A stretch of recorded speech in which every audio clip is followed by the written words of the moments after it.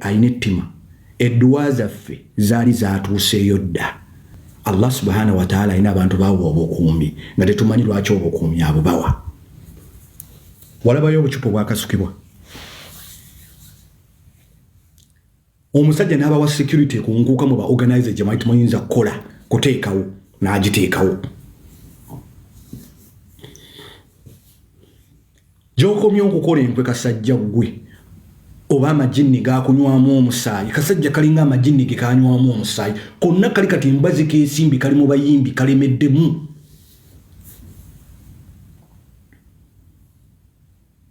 Ono yakulema yayitawo yagenda.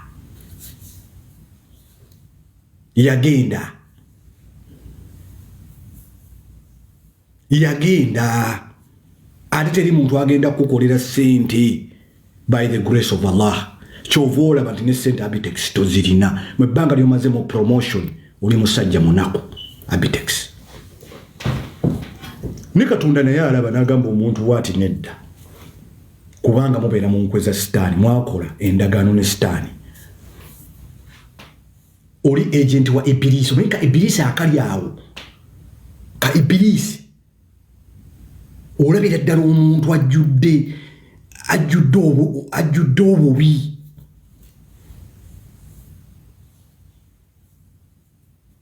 Mbukavuddeyo ssebo mb'oyagala alien skin kumuteekako mbeera mbwera mbosimanyi tugenda kumuwera emyezi 3. Wakolawo endagaano na alien skin ng'atandika okuyimba nti anayimbira ebbanga bw'erite era anayimbira under these conditions. Music industry ya Uganda mwe musinzo gikonya. Abetx bapromota banno bakukaaba. Abetx bapromota banno abasinga bakukaaba. Let me tell you, bantu basinga Uganda maybe babati okubagamba. Nefe tuli basiramu tujja kubagamba ko tutya Allah subhanahu wa ta'ala. Wallahi kunsi fe tuli basiramu. The worst you can do to us, atenga fena tujja kukigamba na kufa kututta. Nenga fena tuwa Allah subhanahu wa ta'ala, tudda wa Allah subhanahu wa ta'ala. Fe tuli basiramu tetutya kintu kya kufa. Kubanga ne bwofa kumacha, ne omulambo we gufa kumacha omulane gufa olweggo. Tebagamba guno mulambo nnyo kuba gwafudde kumacha. Fena tuli kyova tulina kibayita inna lillahi. Fe ofa ne tukufunyisa wuzu bismillah ne tukuziika n'ogenda. The world will never stop simply because waliwo yafudde. Mugenda okuziika musanga bala bali ku kivulu. Okufa tutambula nakwo. We walk in the shadow of death. Abantu bati bagamba mbati okufa ne bono otyo okufa era ojja kufa. Ne Abetx eyo fitina gy'olina ne futwa ly'olina oli mutuufu okunyiiga. Alina ebintu bibiri gwobadde ne minisita bamukubira envaazi bamala omukubira envaazi n'ekirala minisita yakola business alien skin n'ajingira oyo mutuufu okunyiiga. Abetx ekikunyiiza kiri ki?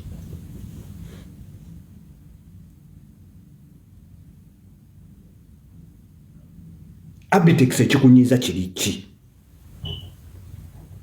Abetx olwanye ne mulwana omwana yakuwa business ngeri 1,000% profit. No promotion, no TV, no radio, kumukeke nnaku nnya. Abetx ekiwaliwo kisanzeewa. Kati musagene ekiriwo mugamba nti Pallaso ali waggulu. Abetx I dare you tukigezese anti oli promoter mboliko amaanyi ga sitaani. A'udhu billahi minash shaitani rajim. Njagala otegeke Pallaso mu nnaku nnya. Mutegeke kekalike nakugambye time obudde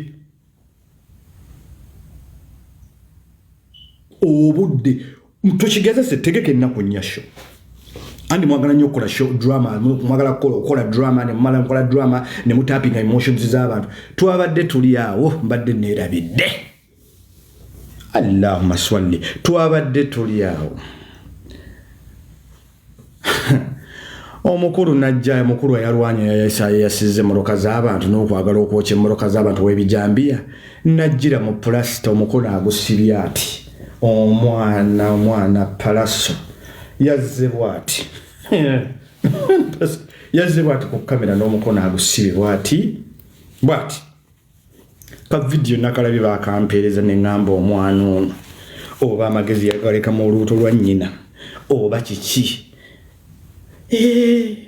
Twali tuli eyo ne bankuba nenziruka bwe mmala okudduka waliwo omuvubuka yali mu mmotoka sijja kumwerabira ng'alina t-shirt kuliko ekigambo ro kitegeeza radio and whistle.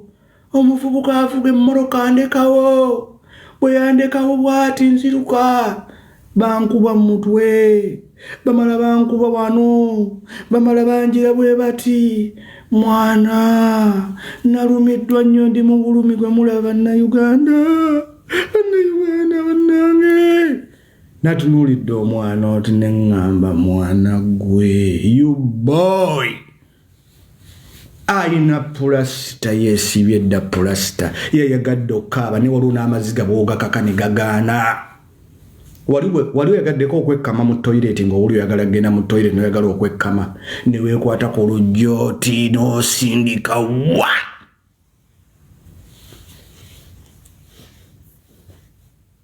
obusa ne bugaana natunuulidde omuvubuka neŋŋaaniyo omuvubuka ono alooza bannayuganda balabako amatu abayita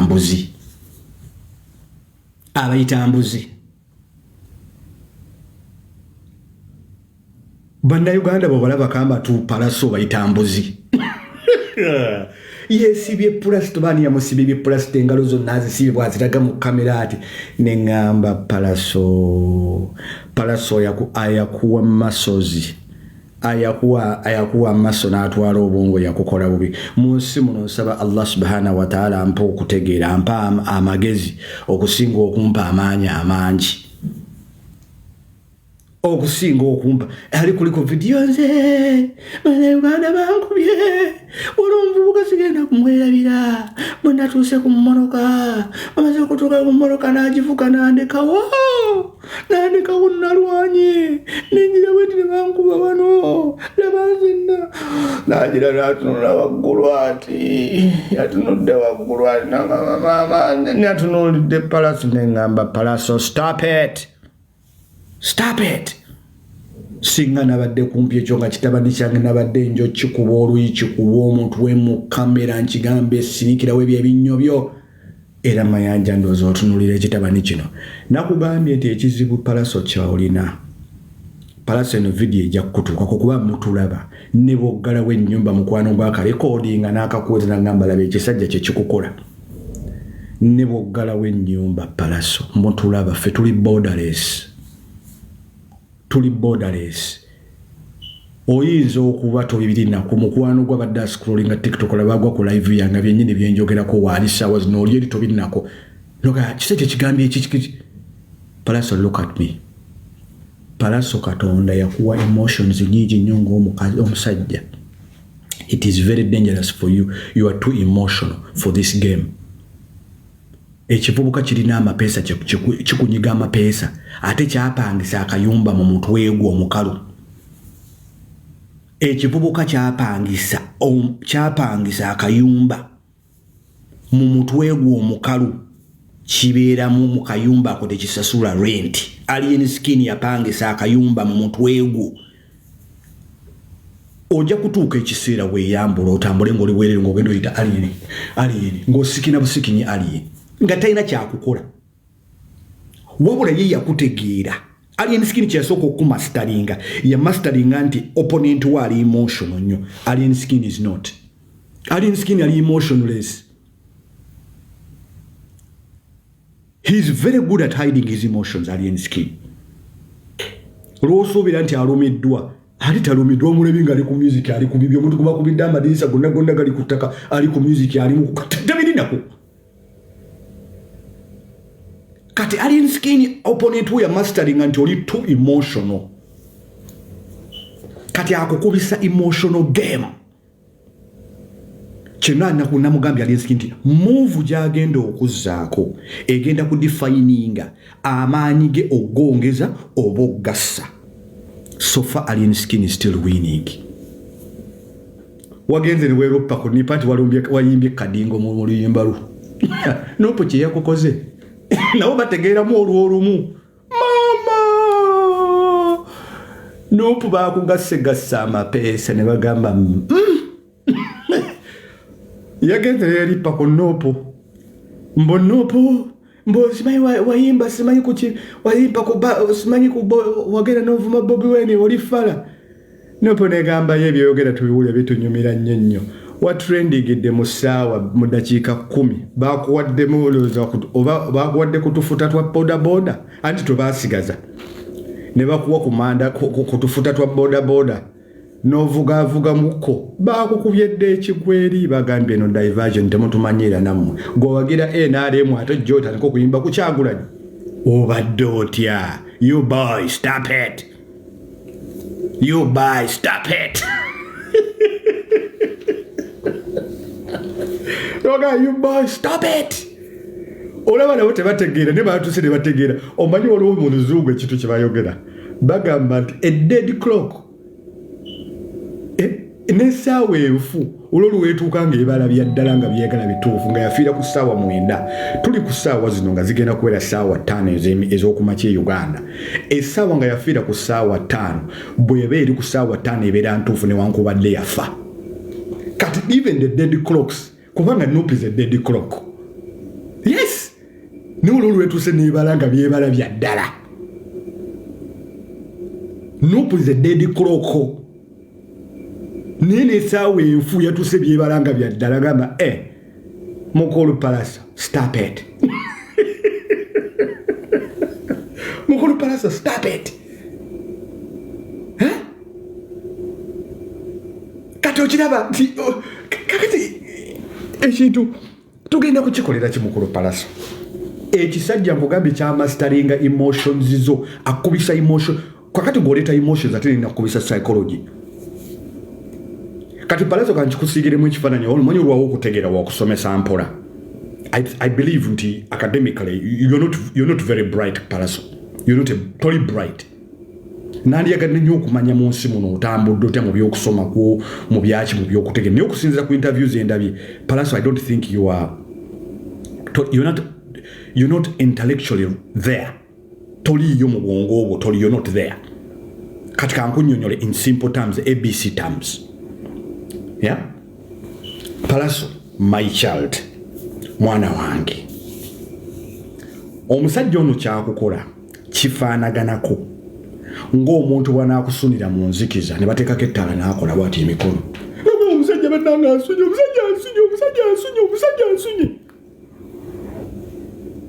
ng'omusajja azinze emikono ng'oli mu kupaapala agamba ne tulaba omusajja azinze emikono gye kati ekisajja kye kikukola kubanga okumanya kikuba nnyo buli lwotuuka ku show ne bwe wali ku show yo gundi gye yakola balamu watuuka ng'oyimba City ya Danger omanyi bannayuganda mwerabira nze seerabira ekintu ekimu Katonda kiyamba I always keep paying attention to detail ate seerabira ku show yo eyali erugogo watuuka ng'oyimba nnyimba za Aliensky obadde ogenda ku stage nga buli oyimba ku stage oyimba Aliensky kati kitegeeza the man has defeated you obwongo bwo yabudefeatinga you are a defeated man yeah obwongo bwo yabudefeatinga otegedde omusajja akubisa mapeesa gakubisa ganyiga you are playing checkers the man is playing chess kati kanchikute tumanyi wagenda ko mu America noyigayo oluzungu lw'eddakiika 2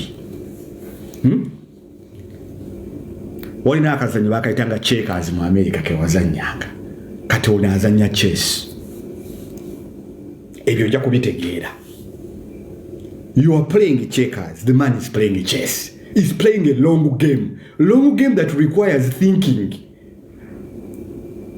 ng'oli ku short term ali ku long term kati ankusigira ekifaananyi kye nawe nagambye mukulu Pallaso totegeera mangu njagala katonotono mmanyi bino bajja big recording ojja kubiraba oyagala toyagala ofaanaganako ng'omukazi abadde anoonya laavu n'ogwa ku muyaye n'akulonda ekkubo nakkuba mwako nga wabadde gwe wajjidde laavu omuyaye omuguddeko mu kkubo nakkuba mwako n'otandika okupaapaala ekyo ojja kukitegeera you are playing checkers the man is playing chess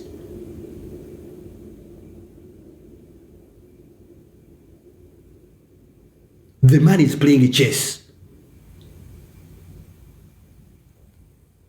Gono muzanyo muwanvu.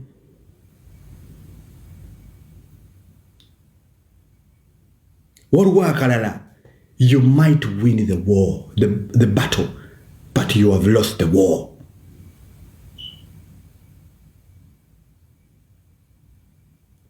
You have lost the war. The battle of going to someone's house, no, yes, I say into that is the battle. But now there's what they call the war. It is long and bloody and very chitagisamu okubanga mulimu obwongo bungi to think. And this is where alien skin defeats you, in the art of thinking and strategy. And believe me, I am going to say this to you on camera. Bismillah. You will have a very surprise attack.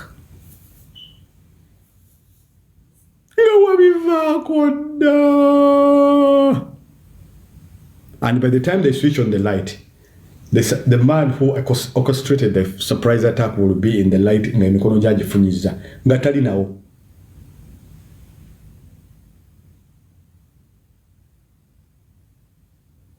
Believe me, in the art of war, in the art of war,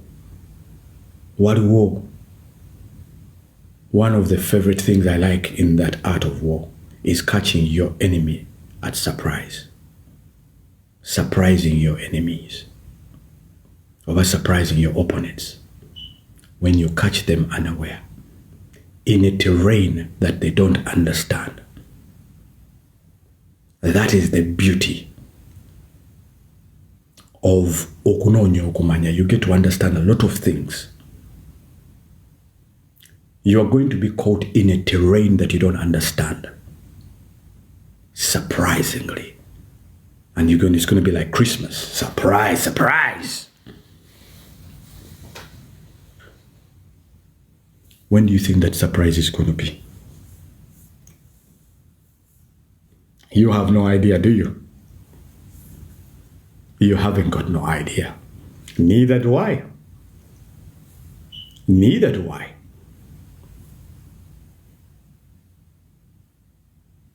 Once your opponent defeats you psychologically,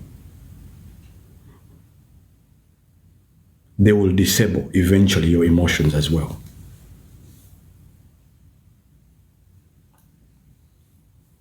That is where we are. The question is when and where and how. I think you're very worried, only paranoid in you right now. You're looking over your shoulders. I can see you right now. Huh? What is he talking about? Ebajita surprise, surprise. It is Christmas in March. Chiyaye life nkutumideko. Happy New Year, brother. Ebajita surprise, surprise. You know when Christmas appears in May?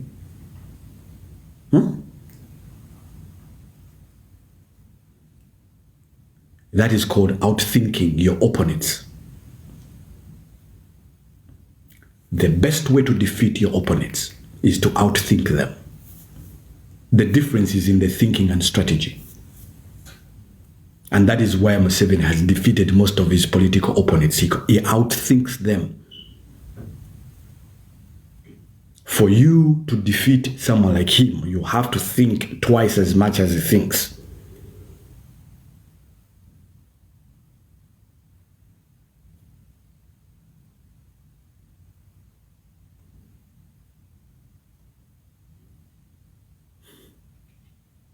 Yeah. You have to outthink them. That is how you defeat opponents. Outthink them. That is how you defeat them. When they think you're coming, you're not coming. When they think you're going, but then you're coming. They don't know what your next move is. They do not know what the next move is. And that is the beauty of the mind. But if your mind is exhibited through emotions, then you're easily read. Then you're easily read. Abantu basobola okureadinga. Because emotions without intellect are like a car that has no destination. It could go anywhere. Tukaddemu. Emotions without intellect are like a car, like a driver who is driving a car without a destination. Question is, are you going to the right direction? Or you are simply driving to nowhere?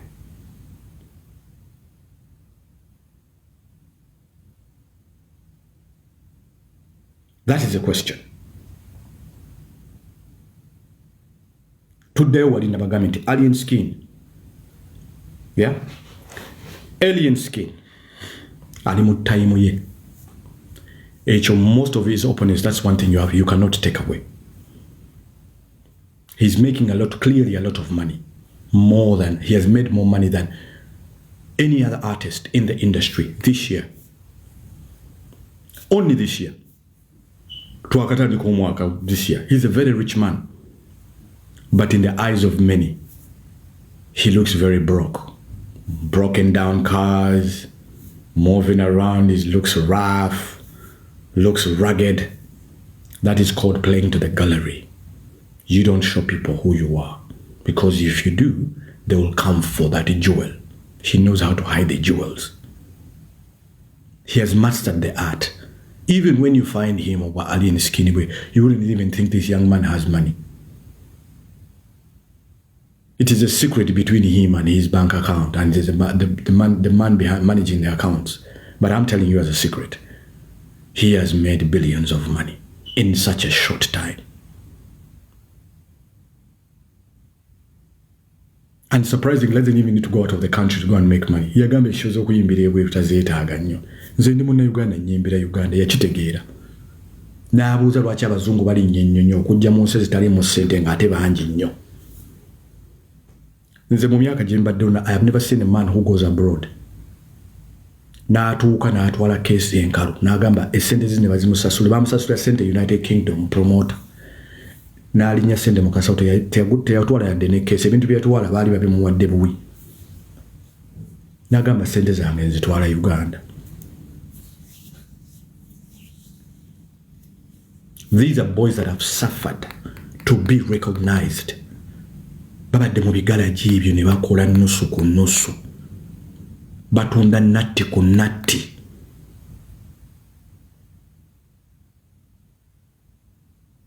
You think he's someone who can give away that opportunity like that? Huh? Banabana balabi naku. Vakugwe Pallaso. You went to America. Your big brother. Let me give you a secret. Pallaso, you're always singing. Bakuyitanga. Pallaso, your name was Pallaso. Right now, Pallaso bakuyitanga. Edinyaro di invode mutwe bakuyitanga. Erinnya lya Pallaso baliyitanga ani? Lizard. Bakuyitanga Lizard. Omusajja Lizard yafuna visa ogenda mu America. Chameleon mukulu we n'amumma ssente za ticket. Pallaso, if I am lying, I want you to come and state a record. I have known your brother for a long time. He used to date one of my friends, Bamita Susan Yowori. That is how long I've known your brother for. Natani kukulaba your brother as such a young boy nga tuli mu deviate. Chameleon. Musajja tubebetegekera n'emizindaalo. Ofuna visa ogenda mu America bakuyitanga Lizard. Chameleon yakumma ne ssente za ticket. Yagamba olina okutobanga omusajja wejje mu kinnya wegulire ticket ogende. Bwemba nimba jangu oyogereka bwamanyi abantu basirika. Abantu basirika ne bakola abandi basirika ne agamba no. Bwalingo kyali Lizard Chameleon wasanga Chameleon amaze okukola erinnya. You have been riding on Chameleon's airwaves or tambulya mu shadow ya Chameleon. You have never been able to stand as yourself. Gwengo omuntu. That is why they always have to attach Chameleon to your brand. Because if it weren't him, you wouldn't be known by the world. abantu lizard bali tebamumanyi. But the way you are going to end up in prison, or you're going to end up dead. Ogenda kwendiga po ng'ofudde obanga oli mu kkomera. Look at radio, an amazing career. Amazing talent, radio. Radio's downfall was discipline. Amazing talent this boy was. He was truly amazing, radio. Up to this day, Nekatonda yali yamuwa talanta n'atamuwa mpisa. He was unruly. Alien skin. This message also goes out to you. You have to take the lessons from the past. Alien skin. Ndi follower, ndi supporter. But I will tell you this. New levels, new devils. You have to have discipline, alien skin. Oyina okubanga oyina discipline. Olina okuba ne discipline, alien skin. You're having a business, you're having a family. Waliwo ebintu bye muyitamu ensenda zaabiyitamu. Okutereeza music we Jamaica. Waliwo omusajja abadde mu nkomyo bamuyita Adidja Palmer. Most of you call him Mumuyita Vibes Cartel, but it's called Adidja Palmer. Adidja Palmer has been mu nkomyo for the last over 10 years, over 13 years in prison. Yatwaka ekiseera Adidja Palmer had influenced young people in Jamaica to the point nti abantu baatuuka ne batandika okweyerusa ne beekuba tatunga kugamba nga bwagamba abantu nti buuka kuva ku kizimbo beri wakabi ojja kuba wakabi nga abantu basobola okubuuka okuva ku bizimbe ne bagwa. He had become so dangerous. Bino byonna birimu biri very petty compared to what these gangs have been going through. Ba Adidja Palmer, ba Mavado, ba man, it was bad for these people. Waliwo eyo kati saga yakabeerawo ffe twali tukula mu 1997 waliwo ba artist waliwo kye bayitanga East Coast West Coast. That was 2 people ended up by dying. We had B.I.G. Christopher Wallace and we had Tupac Shakur. Tupac Shakur yavanga yali mu West Coast. Oh no, Christopher Wallace, who is B.I.G., was from the East Coast. Ne baba ne beef abo yakola sente ne bafuuka baakabi. What did we end up with? Bana ba kampu yono bagenda ne batono, bana ba mu kampu yono bagenda batoli. 2 talented people ended up by dying.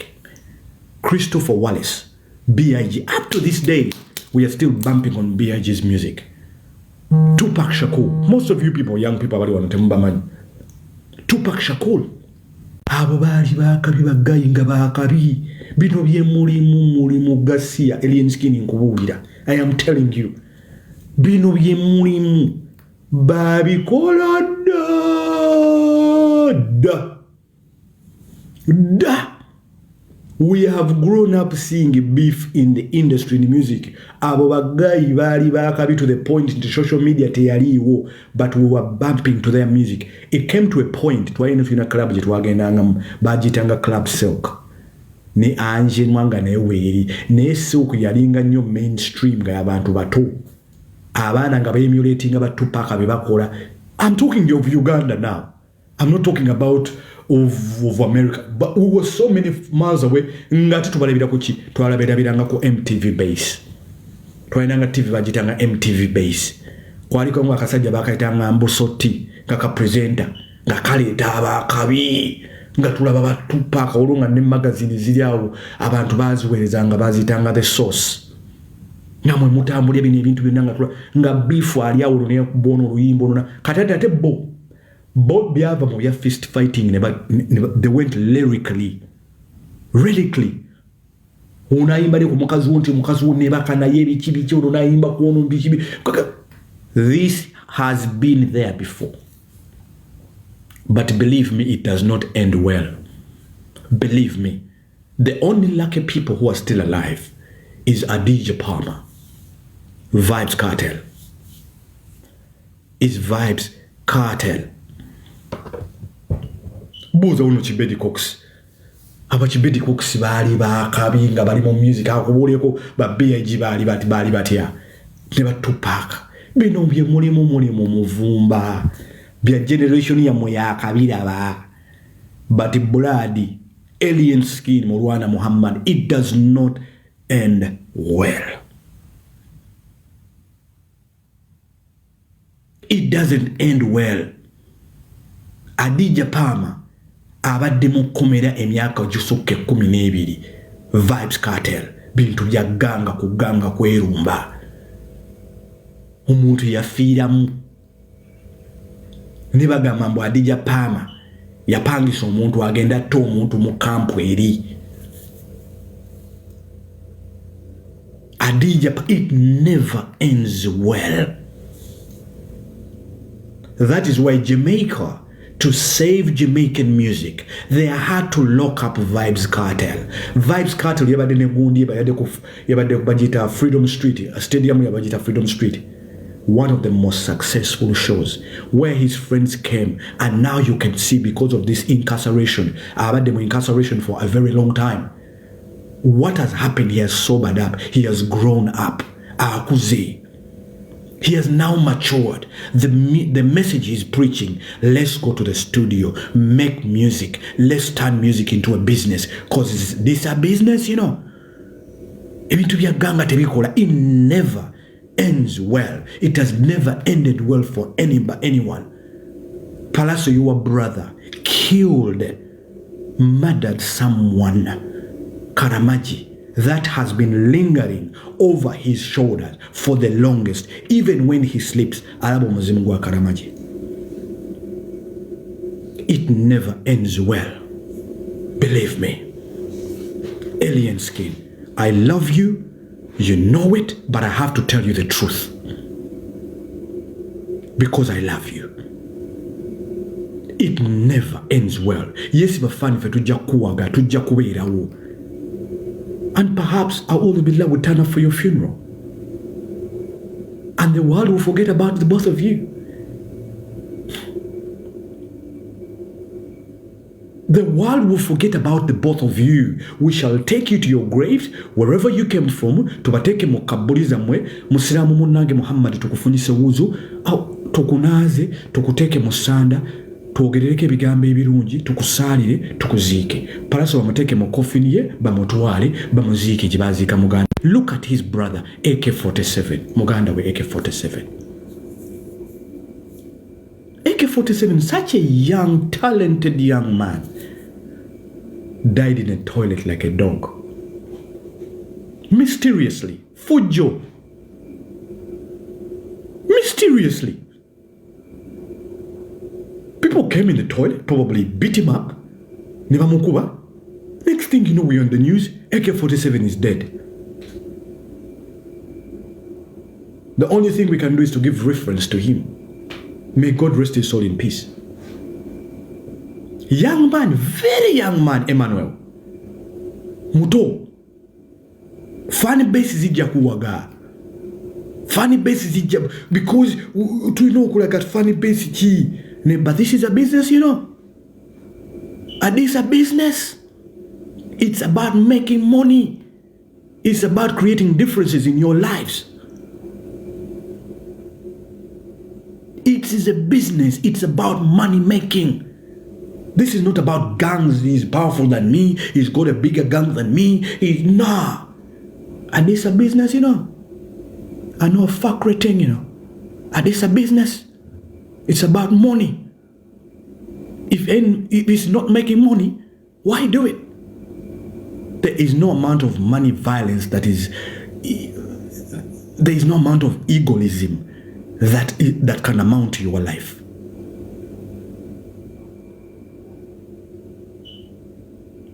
This message is for you, Alien Skin. Because me love you, brother. But me have to tell you the truth. At the end of the day, nino kubulira mazima.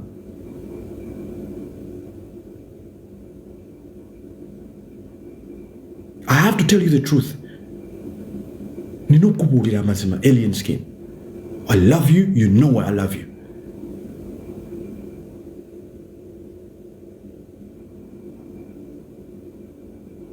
The best thing you've done is not revealing your next move and being calm about the situation. Brother, you're winning. You're winning. Let us play it by the mind and make the money. Let us play by the mind and make the money. Because it's about the money, you know.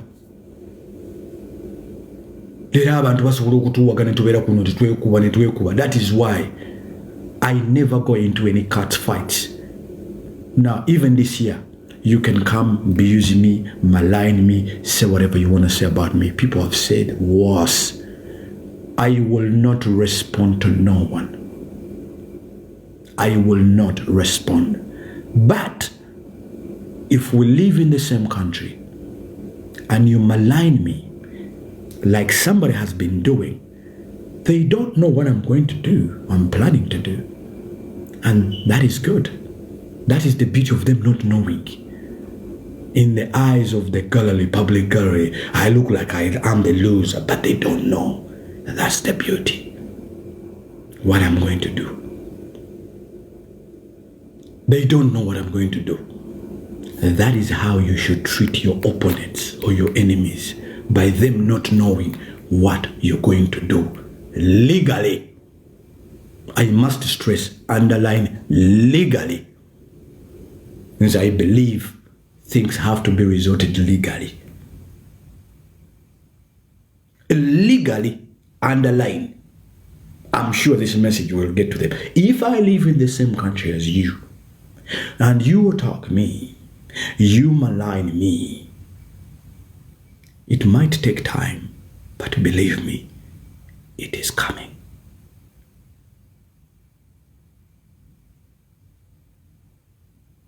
And I will look in your eyes and I say to you, it's payback, bitch.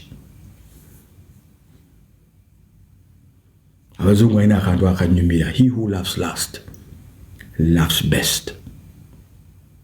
And I'll say to you, it's pay time. Payback, bitch. You understand? So we have to. More than. We have to. More than. One of my favorite things to say, or probably favorite thing that I've done a research about, is finding out that there is no single leader in the world who is a bodybuilder. Tewali president Monsi Nanga Kanyama. Neya babakuma bakanyama.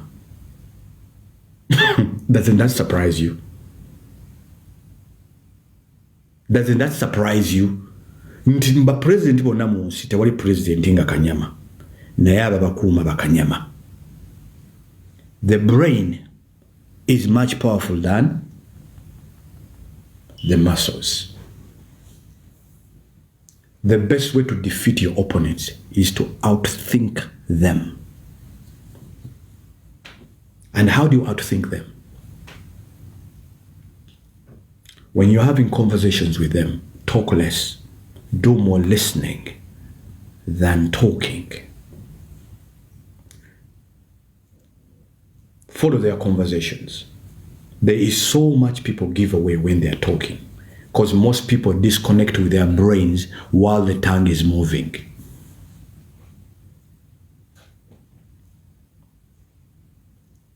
Abantu abasinga obwongo bwabwe n'olulimi lwabwe lwawukana nga bali mu kwogera, era ebintu bingi nnyo bibayisaawo by'oyinza okubamanyaako.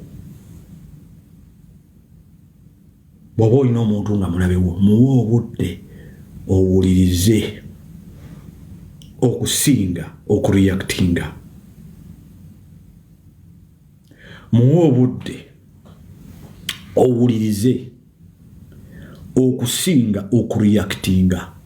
Yogera kitono, owulirize nnyo. Listen more and you talk less. It is brain versus power versus the muscles.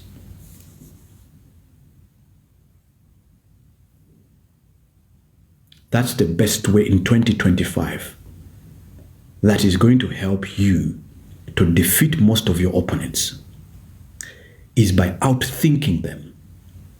And in the art of war, those that have actually won major wars are not the people holding the guns, are the people that are actually laying the strategies, the thinkers. Abalowooza. Bano bakutte mundu ba following orders that we have to attack from the west. When we get to the west, we have tujja kweyawulamu tukole groups bbiri zina surrounding, we surround our enemy ngali musaako. Bana balinga strategy babeera ku lubaawo tebakwata mundu. These are generals, ba army chief of staff, bateeka olutalo ne baluteeka ku blackboard in a terrain they understand. Why do you think America is not going to Russia to fight? It is a terrain they don't understand. They have to take time, the generals, and they study the terrain. And strategically, they are very strategic. It is not those that are holding the guns that actually win the war.